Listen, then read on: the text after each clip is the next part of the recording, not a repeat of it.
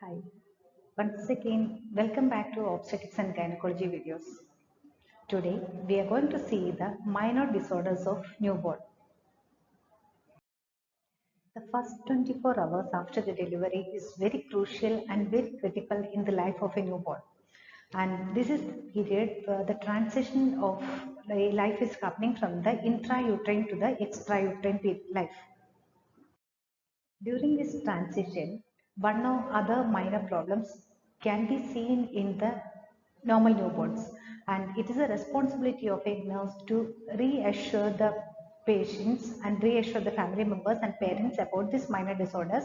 And along with that, it's the responsibility of the nurse to identify these minor problems earlier, and we are supposed to make sure that it's not an abnormality or it's not a major problem that may lead to the complications.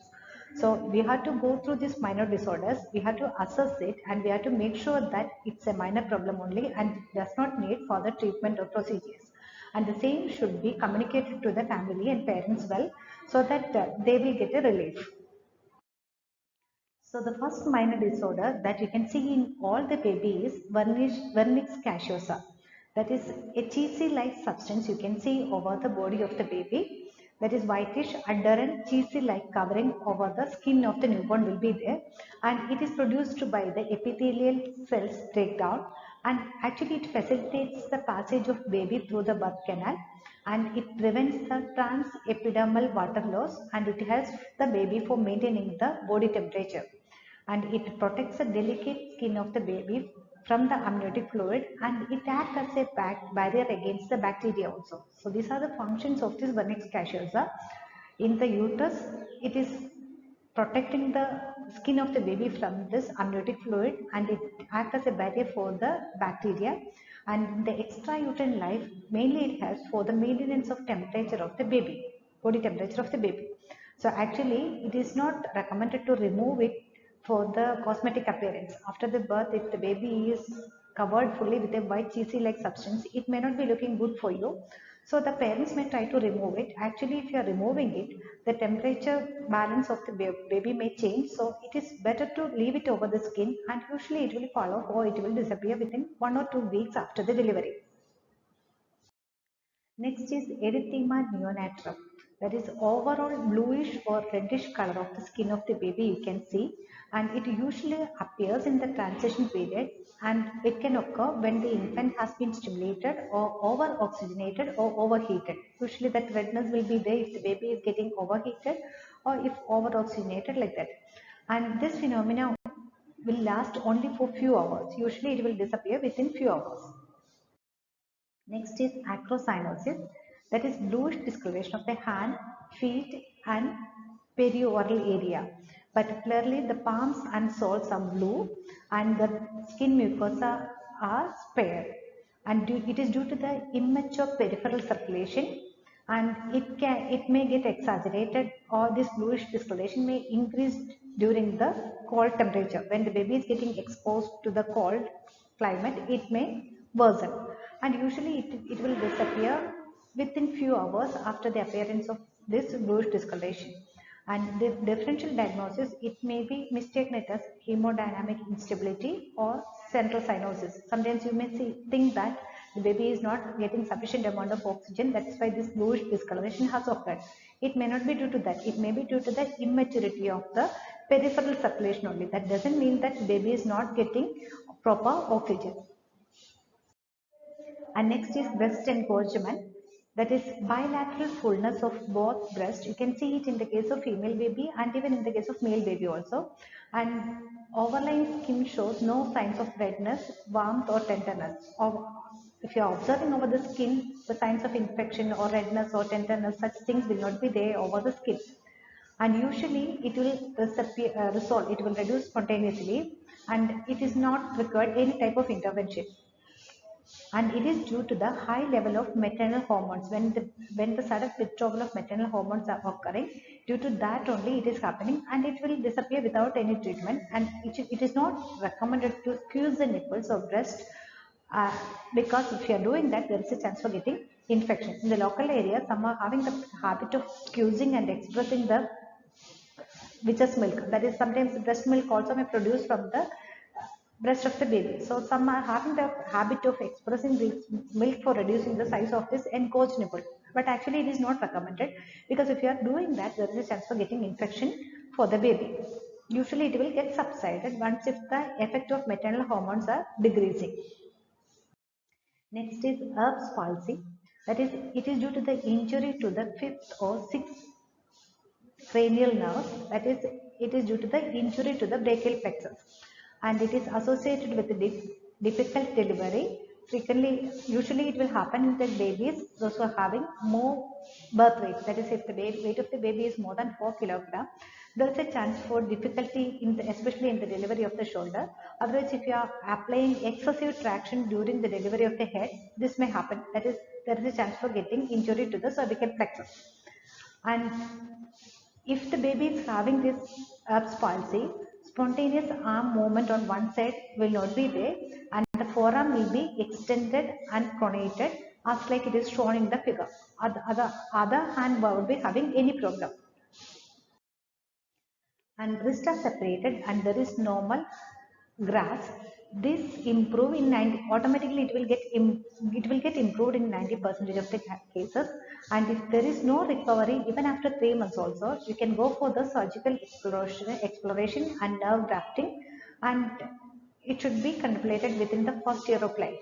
And if movement of the arm is still limited at 1 year of age also, there is a chance for permanent paralysis. Usually it will get resolved in 3 months and it may not require even surgery also. But even if it is persisting after 1 year also, it may be due to the severe involvement of the nerve plexus and it may produce a permanent paralysis also. Next is physiological jaundice. It's a common neonatal problem. A yellowish discoloration of the skin and mucous membrane of the baby will be there. Approximately 60% of the baby term babies and 80% of the preterm babies will develop this physiological jaundice. And in this case, the total bilirubin level will rise by less than 5 milligram per deciliter per day, and this will appear after 24 hours of birth, and the peak you can see between 3 to 5 days of life. And if you are doing the visual inspection, it's not a reliable indicator of estimate. That is, when you are observing the skin of the baby, even if you have seen yellowish discoloration also, it is not a reliable indicator of this jaundice. You have to go for the assessment of the bilirubin level, and usually it will get resolved within 1 week in the case of teen baby and within 2 weeks in the case of preterm baby. And the reason for this yellowish discoloration is increased bilirubin production due to the high destruction of RBC and defective uptake and conjugation and excretion of bilirubin through the fecal matter. And how you can manage it means it's not a major issue. You can manage it by frequent feeding, and if it is needed, or if the bilirubin level is high, you can keep the baby in the phototherapy. Usually these two things will manage the situation. And placing the baby in front of the window under the sun or giving vitamin C, all those things are not effective actually.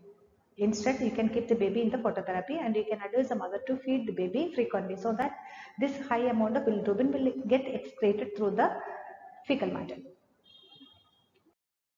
Next is weight loss of the baby in the first week. Majority of the parents will be having a complaint that their baby is not gaining weight in the first week. So usually the babies will lose 8 to 10% of the birth weight in the first week of life. Because of the passage of meconium, urine and reduction of the extracellular fluid volume only, the weight reduction of the baby is decreasing, and this weight will start to regain within 10 to, after 10 to 14 days of life. The baby will start to regain the weight, and after that daily 2 to 40 gram weight gain will occur for the baby. Periodic breathing. Normally the newborns are periodic breathers. That is, they will be having a normal rhythmic pattern of breathing for few seconds. After that a pause will be there. Again very rapidly there they will start to breathe for few seconds, and usually the pause in between the normal rhythmic breathing and the rapid breathing will be less than 10 seconds. The pause will be less than 10 seconds, and again the baby will resume the normal episodes of breathing, and it is not associated with bradycardia, and it's a common problem in the case of preterm infants, and it can be differential diagnosis of this include apnea of prematurity and respiratory distress syndrome of the baby. and it's not an abnormality, it's a normal case. Automatically they normally later the baby will get resolved from this issue, and they will start to breathe normally. Next one is transient tachypnea of the newborn. Actually, it's a benign self-limited respiratory disorder characterized by mild respiratory distress immediately after the birth. If you are looking the baby will be full term and the baby will be normal looking. And it's common in the case of babies, those who delivered by cesarean section, and those who delivered by precipitate labor, and those who got the fetal distress. And if you have done the delayed cord clamping, or if you have given sedation for the mother, and in all these cases it is common actually. It results from slow absorption of lung fluid, and its peak is at about 34 hours after life. Within 34 hours you can see the peak of this, and usually it will get resolved within 24 to 72 hours of life. And the differential diagnoses include sepsis, neonatal pneumonia, and meconium aspiration syndrome.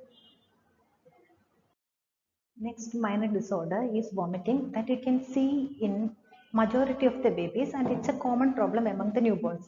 And if the baby is vomiting on the day one, that is on the first day, and it is non-bilious, that is if it does not contain bile secretion, and if the baby is not having abdominal distension, and if it is responding to the stomach wash, that is after giving the stomach wash, if it is getting relieved, it will be usually due to the irritation of the gastric cavity or gastrointestinal mucosa by the amniotic fluid. That is, during the birth process, the baby may swallow the amniotic fluid, and this may produce the irritation of the gastrointestinal mucosa, and because of that irritation, the baby may vomit. That's the reason for this first day vomiting. And if it is not associated with the abdominal distension, and if it's a non-bilious vomiting, it will be due to that gastric irritation. And another one, sometimes the baby may swallow the maternal blood, and because of that sometimes the baby may get the gastric irritation. For example, if the mother is having antepartum hemorrhage, or if the mother has occurred bleeding due to any of the causes, the baby may swallow this blood, and because of this blood the baby may get the gastric irritation. And in this case the baby will be passing blood in the stool, that is melena will be there, rather than the meconium the baby will be passing dark colored stools. And another one is gastroesophageal reflex, that is if you are feeding the baby excessively, and if you are not feeding the baby properly, if the position is not correct, and if you are allowing the baby to lie down immediately after giving the feed without burping the baby, in those cases there is a chance for regurgitation or reflex flow from the GI tract. So that is another reason for the vomiting. And the differential diagnosis can be, you may mistaken it as gastrointestinal obstruction, or sometimes you may think that it's due to the increased intracranial pressure, or you may think that it's due to the CNS infection, or it may be due to asphyxia or sepsis. You may mistaken for these things. Next common newborn minor disorder is failure to pass the urine. Usually the fetus, that is from the uterus itself, the babies will start to pass the urine from the 12th week of gestation onwards.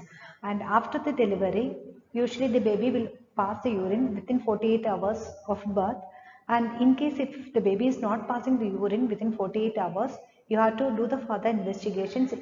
It may be due to the obstruction of the urinary tract, or maybe due to the renal agencies, absence of kidney may be there. So in that cases, if the baby is not passing the urine within 48 hours, you should go for the further investigations.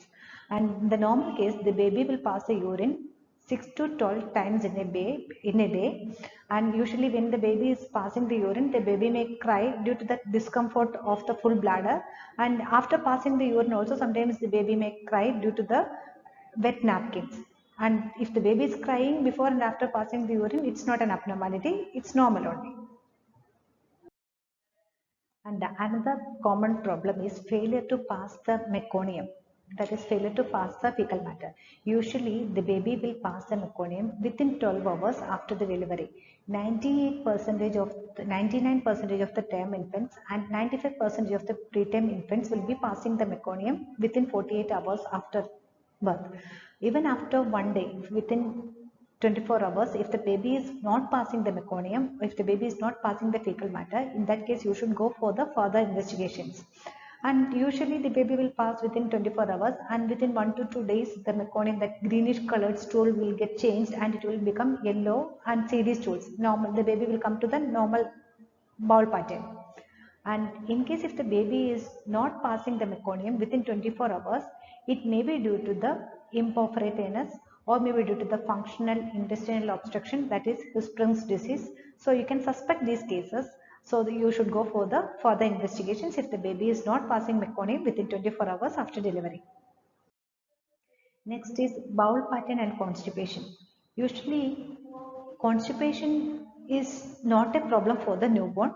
The baby will be passing the stool frequently. Some of the baby will pass stool immediately after the feed, and sometimes it may vary from 1 to 7 days. Sometimes the baby may be passing stool one in 3 days. Sometimes some of the babies will pass immediately after the feed. It depends on the baby. So if the baby is passing the stool immediately after the feed, it's due to the gastrocolic reflex, and it's not an abnormality. It indicates that the baby is normal and good feeding is also there. So you should not consider it as an abnormality. And if the baby is not passing for 3 days also, 3 days, that is also not an abnormality. We cannot include it as constipation. It may be due to the improper feeding. And if true constipation is there, if if you are feeling that true constipation is there, means in that case you have to go for the further evaluation. The infants, in that case the infant will be developing the abdominal distension. Sometimes the baby will vomit and the baby may refuse to take the feed. Sometimes the baby pass the bloody stools, and extremely hard stools also will be there for the baby. In these cases, actually you should increase the milk intake, that is frequency of feeding should be increased, and you should not add sugar to the milk, and you should not give laxatives also to the baby. Usually if you are increasing the feed, that is breastfeeding, if you are giving properly, that itself will relieve the constipation. Next is dehydration fever. Usually, the healthy babies, if they are not getting feed properly, within 2 to 3 days of life, they will get the mild temperature. And it is due to the poor heat dissipation mechanisms, and due to the higher rate of insensible heat loss, insensible loss, and due to the inadequate breastfeeding, and due to the physiologic lactation inadequacy. And usually in this case, if it is a dehydration fever, the baby will be active, alert, and the baby will be crying for the feeds. And if you are feeling that it is due to dehydration fever, you should dress the baby with light, loose cotton clothes. And if it is summer, you should cool off the environment if the baby is having dehydration fever. Next is jitterness, that is a tremor that is stimulus sensitive and can be stopped by passively flexing the affected limb. Sometimes on one extremity or one limb will be having this tremor like movements, and it is not accompanied by autonomic changes in the ocular signs. Only if the baby is having jitterness in one extremity, only that extremity will be moving involuntarily, and it won't be accompanied by the other autonomic changes or due to with the ocular signs. And if the baby is getting, if it is a minor disorder, usually if you are flexing the limb, that affected limb, it will get resolved. Otherwise, if it is not getting resolved when you are flexing, you should evaluate the baby for the presence of hypoglycemia, hypocalcemia, and for the electrolyte abnormalities. And the differential diagnosis, you may mistaken it as seizures, or you may mistaken it as a central nervous system infection, and you may mistaken it as a signs of sepsis also. Next is conjunctivitis. The conjunctivitis you can see in the case if the mother is having gonorrhea, or if the mother is having staphylococcus aureus infection, chlamydia, or if it may come even due to the chemical irritation also. Next is nasolacrimal duct obstruction. In approximately 6% of the newborn, one or both of the lacrimal duct will be blocked, and it will prevent the drainage of the tears.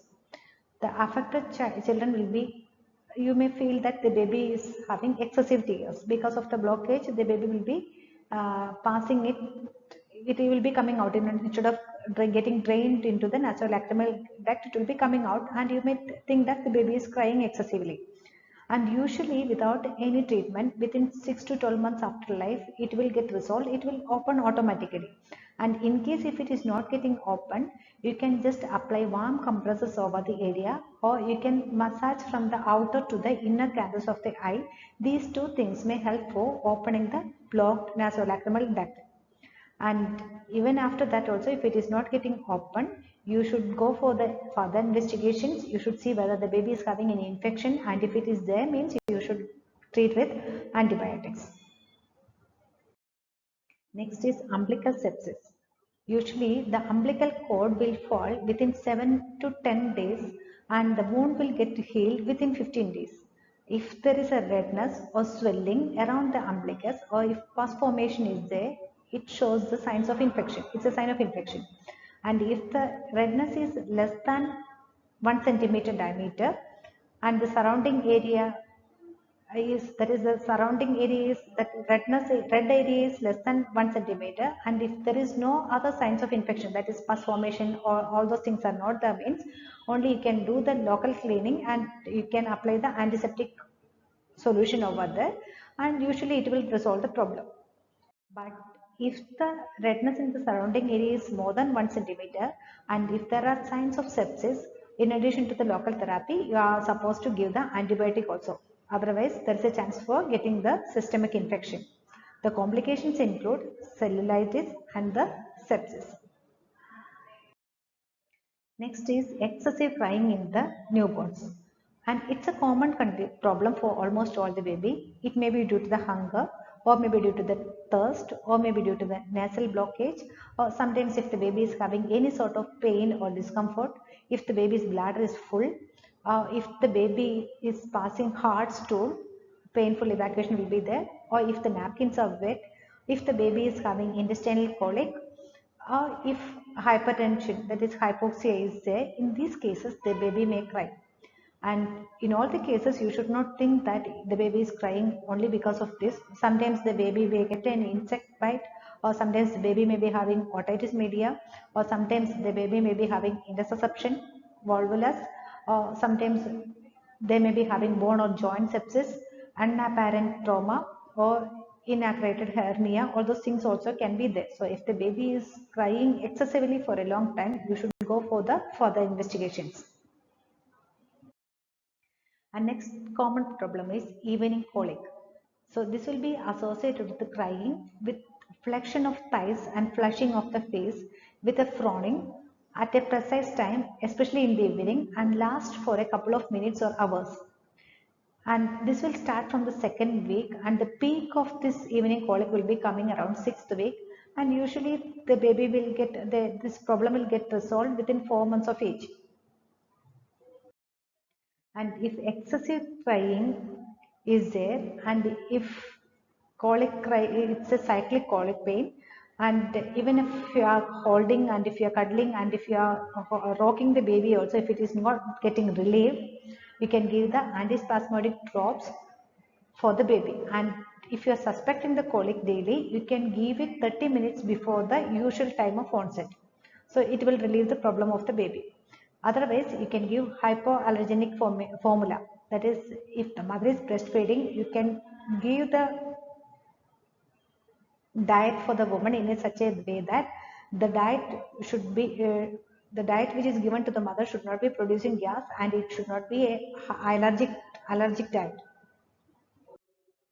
Next is vaginal bleeding, and it's also a common condition for the newborn female babies, and it will be due to the sudden withdrawal of the maternal hormones, that is maternal estrogen. So the baby will be getting menstrual like vaginal bleeding due to the withdrawal of maternal estrogen, and it will occur in 1/4 of the female babies within 3 to 5 days after the birth. The bleeding will be mild, and it may last for 2 to 4 days. Local aseptic cleaning of the genitals are advised, and if bleeding is excessive and if it is persisting even after 4 to 5 days, you can screen for the vitamin K deficiency, and you can screen the baby for the other bleeding disorders, coagulopathies. Next common disorder, minor disorder, is urate crystals in urine. It is otherwise known as pink diaper syndrome. So when you are observing the diaper of the baby, you may mistaken or you may think that the baby has passed blood along with the urine. But it won't be due to the presence of blood, it may be due to the presence of urate crystals. And the characteristic appearance will be pink orange material. And from that color difference itself, you can make out that whether it is blood or urate crystals, and it can be distinguished from the blood on the basis of the appearance, but occult blood testing can be done. If you are observing it continuously, you can do the test for the presence of blood also. And urate crystals are typically found in the setting of a concentrated urine, and it indicates the dehydration. And if you are observing that, you can feed the baby effectively because it's a main sign of dehydration. Next is subconjunctival hemorrhage. Newborns may have small bilateral hemorrhage, presumably from the pressure of uterine contractions, but is more common after the traumatic delivery. And it's a condition seen in 5% of the newborn infants, and the blood will get reabsorbed after a few days without leaving any pigmentation. It doesn't need any treatment. It will disappear within few days without any treatment, and it will not leave even pigmentation also. Next one is umbilical hernia. You can see the picture over here. That is due to the imperfect closure or weakness of the umbilical ring. Especially you can see in the case of low birth weight babies and in the case of female babies. And usually it will disappear by 1 year of age. Strangulation of the hernia is rare, and if it is persisting even after 3 to 4 years, you can go for the surgery. Otherwise, if it is symptomatic or if it is strangulated, in that case also you can go for the surgery. Otherwise, usually it will get resolved. And we should not go for the application of the coin, or you should not go for the application of bandage. All those things are not recommended. Without any treatment, when the muscles are getting strong, it will get closed and it will disappear. Next is umbilical granuloma. It's a well circumscribed, friable, moist, pinkish tissue at the base of the umbilicus. And without treatment, it could ooze and become an irritation for several months. Small umbilical granuloma usually respond to the application of crystal salt or silver nitrate, and large one may need the surgical excision. If it is a small, you can treat with the application of crystal salt or silver nitrate, and if it is a large one, you should go for the surgical excision. Next common problem is caput succedaneum and cephalhematoma. The difference between the caput succedaneum and cephalhematoma is explained over here. The first one is in the difference. First difference is in the location. That is, if it is caput succedaneum, it will be presenting only on the part of the head, and if it is cephalhematoma, it will get involved with the periosteum of the skull bone. And next is character. It will be, if it is caput, it will be soft, puffy, and it will be looking like a scalp swelling. And if it is cephalhematoma, it will be firm, scalp swelling with clear edges also will be there. And the time of onset, if you are looking, the caput succedaneum will be present at birth, and cephalhematoma will appear between 24 to 48 hours after the birth. And if you are looking into the extent of involvement, it will involve both hemispheres, that is, it will cross the suture line. But in the case of cephalhematoma, it will be involving on the individual bone, but it will not, or it does not cross the suture lines. And if you are looking into the period of absorption, in the case of caput succedaneum, it will occur within 3 to 4 days after the birth. But if it is cephalhematoma, it will get reabsorbed within few weeks to months. It will take more time. And if you are going to the treatment, caput succedaneum, it doesn't need any treatment, but the cephalhematoma may need the supportive treatment. So this picture shows the caput succedaneum, cephalhematoma, subgaleal hematoma, and epidural hematoma. You can see the difference in the areas where it is getting formed. If you're looking into the picture, you can see the difference. The caput succedaneum is forming in the superficial layer, and cephalhematoma is below that. And if it is an epidural hematoma, it will be forming in the deeper layer. Next minor disorder is the peeling of the skin. It will occur even in the term babies also, but it is quite common in the case of preterm babies and can exhibit excessive peeling of the skin. Usually it will occur within 24 to 36 hours after the birth, and sometimes few erythema toxicum are also seen along with the peeling. And it will get resolved spontaneously, and it does not require application of cream, oils or ointment or lotions. Excessive of the peeling of the skin. If it is very excessive, it may be pathological condition. It may be due to the placental dysfunction, or maybe due to the congenital syphilis, or maybe due to the candidiasis. If it is very severe and if it is not getting resolved within few days, you should go for the further investigations. Next is cutis marmorata, that is bluish mottling of the skin in response to chilling, stress, or due to the overstimulation. And usually, if you are just warming the skin, it will disappear quickly. And the onset will be within 2 to 4 weeks of life. And it is due to the immaturity of the autonomic nervous system of the newborns. And if it is persisting even after the application of warmth, it may be due to the obstruction of blood flow such as hyperviscosity of the blood, or maybe due to the vasculitis. And if it is persisting beyond the neonatal period, even after 4 weeks also, if it is persisting, it may be due to the trisomy 18, or maybe due to the Down syndrome, or maybe due to hypothyroidism. Usually it will get resolved within 4 weeks, and it will be disappearing if you are just warming the baby. Next is harlequin color change, that is transient hemi color change with erythema on half of the body, and the other half will be pallor. So one side will be having one discoloration and the other side will be pale. And it persists in the first 2 to 5 days of life, and it is common in the case of low birth weight babies, and the babies also having hypoxia, and the babies with intracranial injury. And you can see it even in the case of premature babies also, and it is due to the prematurity of the hypothalamic center, and it persists 20 to 30 seconds to 20 minutes, and it's not having any other complications. And usually if you are keeping the baby in the supine position, it will get resolved, or if the baby is crying, or if increased muscular activity is there for the baby, means it will get resolved. Next is seborrheic dermatitis or cradle cap. You can see over the picture, it's a greasy yellow plaque on the scalp with some degree of hair loss. And sometimes the baby will be having pruritus, or sometimes atopic dermatitis also will be there. And usually it will develop within 4 weeks of life, and it will affect, usually it is affecting the head only. Sometimes it may come to the intertriginous areas also.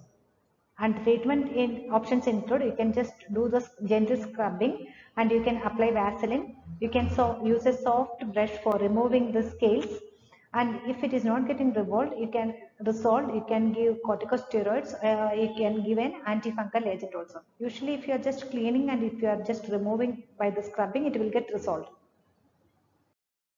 Next is acne neonatum, that is multiple discrete erythematous papules develop between 2 to 4 weeks of life, and transient increases in circulatory androgens contribute. Usually it will resolve within 4 months without scarring. Scars also will not get developed, and in severe cases you may need to apply 2.5% of benzoyl peroxide lotion. This will help to resolve the problem. And next is milia. You can see in the picture multiple 1 to 2 millimeter size yellowish white cystic lesions over the body of the, especially over the face of the baby, and it affects 40% of the newborn, and it found commonly over the cheeks, forehead, nose, and nasolabial folds, and it is due to the blocked sebaceous glands. And if it is occurring inside the mouth, it is known as, if that is inside the oral cavity, we are calling it as Epstein pulse, and it is self-limited, and usually it will get reabsorbed by 3 months of age. Next is miliaria, or it is otherwise, we are calling it as otherwise heat rash, that is small erythematous papules and pustules that you can see over the forehead, neck, and upper trunk of the baby. Usually it will start to develop after the first week of life, and it results from the occlusion and rupture of the sweat ducts in the skin, and it responds to the avoidance of overheating, and removes excessive clothing, cold baths, and air conditioning. That is, if you are just making the baby's body cool, it will disappear, it will start to reduce. And if it is aggravating condition, you can apply topical creams or lotions. Next is erythema toxicum. It's a common condition in the case of 50% of the newborn. So you can see small white or yellowish papules and pustules over the baby's body. Sometimes so these papules and pustules will be developing on a red base, and you can see it over the face, trunk and over the limbs. And usually it develops within 2 to 3 days after the birth, and sometimes it may come over the it may get extended to the palms and soles of the feet also. Lesion seems to migrate by disappearing within hours and then reappearing elsewhere. So in one place if it is there, it will disappear, and within hours it will reappear in some other place, and usually it will get resolved within 2 weeks. And differential diagnosis can be herpes simplex or staphylococcal disease of the skin. Next common problem is sucking blisters. That is a flaccid bullae of 5 to 15 millimeter size. You can see over the areas where the baby is sucking vigorously. So it is due to the vigorous sucking by the baby, and usually it will get resolved within days to weeks. And sometimes if the baby is sucking again over the area, sometimes erosion of the skin also may occur, and usually it will occur over the forearm, wrist and over the hand, especially dorsal thumb and on the index finger, and doesn't need any treatment. And sometimes you may mistaken it as bullous impetigo or neonatal herpes simplex or epidermolysis bullosa. You may mistaken it for those things. Next is oral thrush, that is white patches that got inside the cheeks and tongue and cannot be easily wiped off, and it may bleed slightly if you are just trying to wipe it off. Usually develop symptoms during the first weeks of life. The infection most commonly occurs due to the passage through the infected birth canal and infected feeding bottles, contaminated breast nipples, and by prolonged antibiotic therapy. Actually, it's a fungal infection of the mouth cavity, oral thrush, and it causes irritability and difficulty in feeding. And in severe cases, it may spread to the esophagus also. And it may need the treatment with nystatin or fluconazole oral drops. If you are giving, usually it will get subside. Next is infant diaper dermatitis. That is confirmed erythematous papules. You can see over the area where you are applying the diapers, and it will be persisting for 2 to 3 days. Usually it will be complicated if it is associated with fungal infection, that is if it is associated with the Candida albicans infections, and it may get spread to the skin folded areas also. And usually the folded convex surfaces of the skin, where when the baby is passing urine and motion, wherever is getting exposed, those areas also may get affected. And the treatment, you can keep the skin dry. It will help for reducing the fungal infection, and if possible, as possible, you can go for the frequent diaper changes in order to avoid the wet feeling. And you can apply zinc oxide cream, and you can rinse with the warm water, and in severe cases you can treat with 1% hydrocortisone. Next is candidiasis diaper rash. That is erythematous plaques with peripheral discoloration, and it will be having irregular scary border, and satellite lesions on diaper region will be there, and inguinal areas are commonly involved, and you can go for the topical antifungal or anticandidial agents. It will resolve. If you are applying the antifungal agents over the skin, it will resolve the problem. Next is presence of birthmarks. It may be a normal mark, or sometimes it may be an indication of an abnormality, or maybe an indication of a congenital disorder.